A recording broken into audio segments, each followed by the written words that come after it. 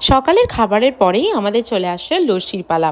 লস্যির পরে বেশ মাছ কেটে নিয়ে মাছ ভাজা এবং তারপর একে একে মাটন রান্না এবং আরও পাশাপাশি যতগুলো রান্না ছিল সব রান্না করে নিয়েছে। এবং আজকে আমাদের স্পেশাল রাঁধুনি ছিলেন আমার বাবা, যে নিজের হাতে জামাইকে খাইয়েছেন। জামাই শ্বশুর শাশুড়ির জন্য একটা ছোট্ট উপহার নিয়েছেন, যেটা সবে মাত্র ডেলিভার্ড হয়েছে আজকের দিনে। প্রথম জামাই ষষ্ঠী হওয়ার আমার মনে একটা আলাদাই ফুর্তি ছিল, যার জন্য আমি বেশ সুন্দর করে সকাল সকাল সেজে নিয়েছি। কারণ আমি সাজার পরে অনেক ফটো সেশন অ্যান্ড কেক মারার পালা থাকে এবং তারপরে চলে আসেন আমার বরমশাই, যাকে আমাকে রেডি করে দিতে হয়, এবং উনিও বর সেজে রেডি হয়ে যান। উনি সিঁড়ি দিয়ে নিচে নামতে না নামতেই আনবক্সিংয়ের পালা স্টার্ট।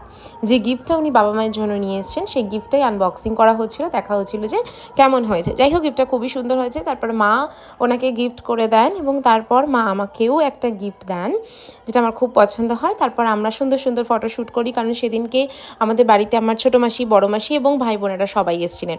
তারপর খাওয়া দাওয়ার পালা। থালার চারিদিকে বেশ অনেক কিছু সাজানো হয়েছে, যার জন্য আমার খুব একটা মনে নেই যে কি কি এখানে অ্যাকচুয়ালি সাজানো হয়েছে, বাট স্টিল আপনারা নিশ্চয়ই দেখতে পাচ্ছেন এখানে মাটন আছে, এখানে কাতলা মাছ আছে, চিংড়ি মাছ আছে, পোস্ত পটল আছে, পুঁই শাকের তরকারি আছে, ডাল, চাটনি, পাঁপড়, দই, মিষ্টি এবং আরও অনেক কিছু ছিল, যেগুলো বিহাইন্ড দ্য ক্যামেরা হয়ে গেছে। আপনার দিনটা কেমন কাটলো অবশ্যই